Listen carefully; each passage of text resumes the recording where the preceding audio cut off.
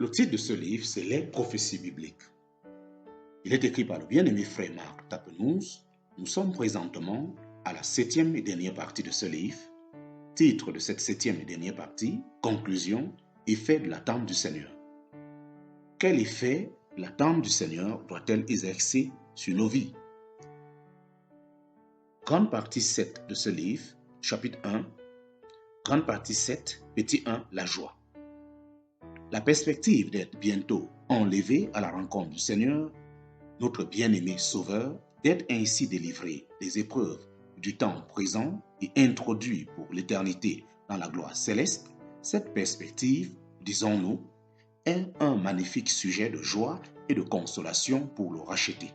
Car notre bourgeoisie est dans les cieux, d'où aussi nous attendons le Seigneur Jésus-Christ comme Sauveur qui transformera le corps de notre abaissement en la conformité du corps de sa gloire. En parenthèse, Philippiens chapitre 3, versets 20 à 21. Attendant la bienheureuse espérance et l'apparition de la gloire de notre grand Dieu et Sauveur Jésus-Christ, en parenthèse, Tite chapitre 2, verset 13. Attendant la miséricorde de notre Seigneur Jésus-Christ pour la vie éternelle, en parenthèse, Jude chapitre 1, verset 21. Jésus-Christ, lequel, quoique vous ne l'avez pas vu, vous aimez, et croyant en lui, quoique maintenant vous ne le voyez pas, vous vous réjouissez d'une joie ineffable et glorieuse, recevant la fin de votre foi, le salut des âmes. Réjouissez-vous afin qu'aussi, à la révélation de sa gloire, vous vous réjouissez avec transport. En parenthèse, 1 Pierre chapitre 1, versets 8 et 9, 1 Pierre chapitre 4, verset 13. À la joie d'être délivré des épreuves de la terre, de jouir de la présence du Seigneur et de partager sa gloire, s'ajoute aussi, pour les racheter, celle d'être réunis aux êtres chers qui les ont précédés dans les tabernacles éternels. Ne soyez pas affligés comme les autres qui n'ont pas d'espérance, car si nous croyons que Jésus mourut et qu'il est ressuscité, de même aussi, avec lui, Dieu amènera ceux qui se sont endormis par Jésus. Nous serions ravis ensemble avec eux dans les nuées à la rencontre du Seigneur. Consolez-vous donc l'un l'autre par ces paroles. En parenthèse, 1 Thessaloniciens chapitre 4, verset 13 et suite. Enfin, la certitude du retour de Christ comble d'une joie toute particulière ceux qui ont souffert pour lui. Vous êtes bienheureux quand les hommes vous haïront et quand ils vous retrancheront de leur société et qu'ils vous insulteront et rejetteront votre nom comme mauvais à cause du Fils de l'homme. Réjouissez-vous en ce jour-là et tressaillez de joie, car voici votre récompense est grande dans le ciel. En parenthèse, Luc chapitre 6, versets 22 à 23. Vous avez accepté avec joie l'enlèvement de vos biens, sachant que vous avez pour vous-même des biens meilleurs et permanents. En parenthèse, Hébreux chapitre 10, verset 34. Mais la proximité du retour du Seigneur implique aussi une grande responsabilité pour le croyant. Il s'agit, en effet, qu'à son retour, le maître ne nous trouve ni endormis, ni enlacés dans les filets du péché, ni embarrassés dans les choses de la terre. De ce triple danger découle une triple responsabilité, savoir la responsabilité 1 d'être vigilant, la responsabilité 2 de réaliser une sanctification constante et la responsabilité enfin 3 de servir le Seigneur avec zèle et fidélité. Grande partie 7 de ce livre, ce 2, la vigilance. Le chrétien qui attend vraiment le Seigneur est semblable à un soldat qui fait partie d'une troupe en état d'alarme. De même que cette troupe est prête à entrer en action dès que retentit l'appel aux armes, de même, ce chrétien-là tend l'oreille pour percevoir le cri « Voici l'époux » dès qu'ils se feront entendre dans la nuit. Soyez prêts, veillez, tel est le mot d'ordre qui s'adresse à chacun de nous. Connaissant le temps que c'est déjà l'heure de nous réveiller du sommeil, car maintenant le salut est plus près de nous que lorsque nous avons cru. La nuit est fort avancée et le jour s'est approché. Rejetons donc les œuvres des ténèbres et revêtons les âmes de la lumière. En parenthèse, Romains chapitre 13, versets 11 à 12. Veillez donc, car vous ne savez pas à quelle heure votre Seigneur vient. C'est pourquoi vous aussi soyez prêts, car à l'heure que vous ne pensez pas, le Fils de l'homme vient. En parenthèse, Matthieu chapitre 24, versets 42 et 44. Prenez garde, veillez et priez, car vous ne savez pas quand ce temps sera. En parenthèse, Marc chapitre 13, verset 33. Que vos reins soient sains et vos lampes allumées, et soyez vous-même semblables à des hommes qui attendent leur maître à quelque moment qu'il revienne des noces, afin que, quand il viendra et qu'il heurtera, il lui ouvre aussitôt. Bienheureux sont ces esclaves que le maître, quand il viendra, trouvera veillant. Vous donc aussi, soyez prêts, car à l'heure que vous ne pensez pas, le Fils de l'homme vient. En parenthèse, Luc chapitre 12, verset 35 et suite. Avoir les reins sains, c'est être prêt à partir à tout moment. Comme les Israélites dans la nuit de la Pâque en Égypte. En parenthèse, Exode chapitre 12, verset 11.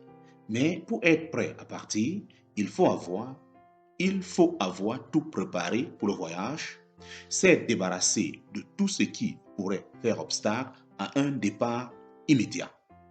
Que le maître revienne aujourd'hui ou plus tard. Si nous ne sommes pas prêts maintenant, nous risquons fort de ne pas l'être davantage lorsque le Seigneur viendra. Quelle honte pour nous s'il devait nous trouver dormants. Aussi gardons-nous du sommeil spirituel. Nous ne sommes pas de la nuit ni des ténèbres. Ainsi donc, ne dormons pas comme les autres, mais veillons et soyons sobres. En parenthèse, 1 Thessaloniciens chapitre 5, versets 5 à 6. Dormir, c'est vivre dans l'indifférence quant au retour du Seigneur.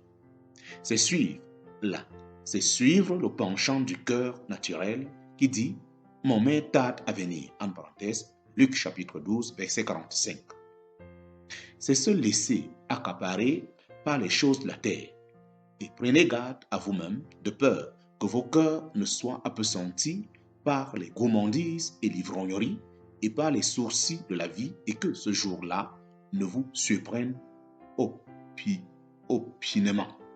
Veillez donc, priant en tout temps, en parenthèse, Luc chapitre 21, versets 33 à 36. Cette mise en garde du Seigneur nous amène à aborder le deuxième aspect de notre responsabilité en rapport avec son retour. Grande partie 7 de ce livre, petit 3, la sanctification. Elle consiste pour le croyant à se séparer du mal sur toutes ses formes, à rejeter ce qui pourrait faire obstacle à l'attente du retour de Christ.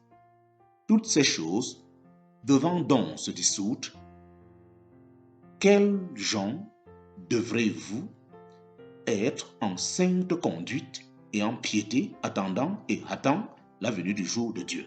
C'est pourquoi, bien-aimés, en attendant ces choses, étudiez-vous à être trouvés sans tache et irréprochables devant lui, en paix. En parenthèse, 2 Pierre chapitre 3, verset 11 et suite.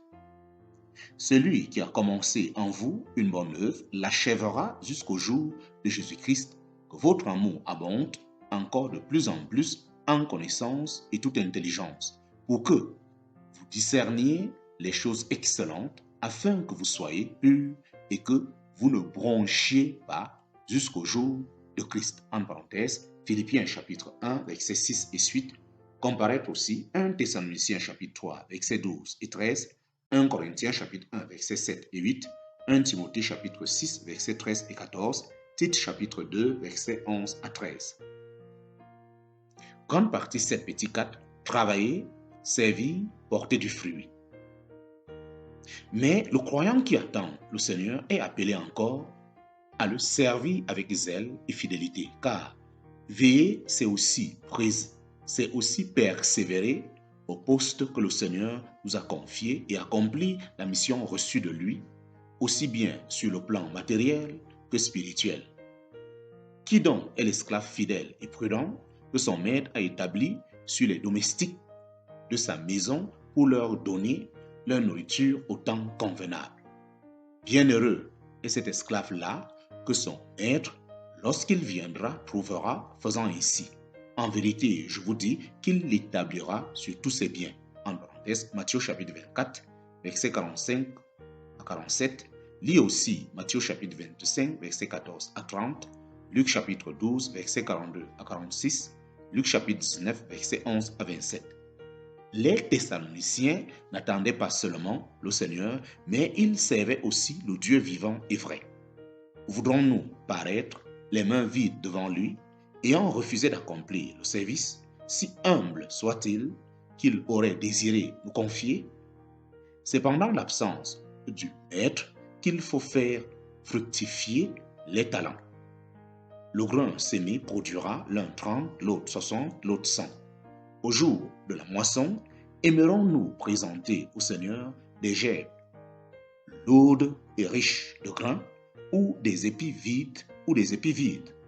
Le méchant serviteur de Matthieu chapitre 25 est condamné non point pour avoir mal fait, mais pour n'avoir rien fait. Grande partie 7 de ce livre, sous 5, témoigner. Travailler et servir, porter du fruit, mais aussi témoigner. Il faut que le croyant soit une lumière qui brille pendant la nuit et l'absence de son maître. Pendant la nuit, en l'absence de son maître. La lampe, une fois allumée, ne doit pas être mise sous le boisseau, en parenthèse, étouffée par les affaires de la vie, mais sur le pied de lampe, et elle, l'huile pour tous ceux qui sont dans la maison. En parenthèse, témoignage envers nos proches, nos voisins, nos collègues de travail, et afin que ceux qui entrent voient la lumière, en parenthèse, témoignage à l'égard des inconnus, des hommes en général. Matthieu chapitre 5, verset 15 et Luc chapitre 11, verset 33. Puisse notre lumière briller avec éclat autour de nous et que rien dans notre marche ne ternisse nos témoignages et ne déshonore le nom du Seigneur. Puissions-nous, comme les vierges sages, aller au-devant de l'époux pour l'accueillir en abandonnant résolument tout ce qui pourrait lui déplaire et en faisant briller de tout son éclat la lampe qu'il nous a confiée. L'attente du Seigneur produit-elle réellement en nous la joie, la vigilance, la sanctification, le zèle à son service, la fidélité dans le témoignage? Si ces choses sont en nous et y abondent, elles feront que nous ne serons pas oisifs ni stériles pour ce qui regarde la connaissance de notre Seigneur Jésus-Christ. C'est pourquoi, frères, étudiez-vous d'autant plus à affermir votre appel et votre élection, car en faisant ces choses, vous ne faillerez jamais, car ainsi l'entrée dans le royaume éternel de notre Seigneur et Sauveur Jésus-Christ vous sera richement donnée. En parenthèse, 2 Pierre chapitre 1, versets 8 à 11.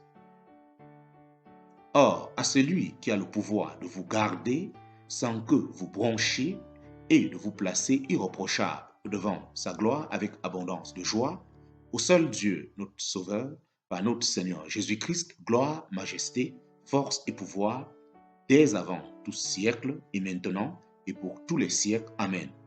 En parenthèse, Jude, chapitre 1, versets 24 à 25. Ceux qui rendent témoignage de ces choses dit, oui, je viens. Celui qui rend témoignage de ces choses dit, oui, je viens bientôt. Amen, viens Seigneur Jésus. Que la grâce du Seigneur Jésus-Christ soit avec tous les saints. En parenthèse, Apocalypse chapitre 22, versets 20 et 21. Nous bénissons le Seigneur pour le bien-aimé frère Marc Tapenous qui a pu écrire ce livre. Il a été interprété en audio par le bien-aimé frère Niezako Temomo Honoré. Que toute la gloire et l'honneur reviennent au Seigneur Jésus-Christ et qu'en parcourant les différentes prophéties que nous venons de parcourir jusqu'à la fin, que le Seigneur suscite davantage en nous cet élan de cœur de pouvoir le servir avec zèle, fidélité, tout en attendant le retour de notre Maître. À lui soit la gloire pour les siècles des siècles. Amen. Fin de ce livre.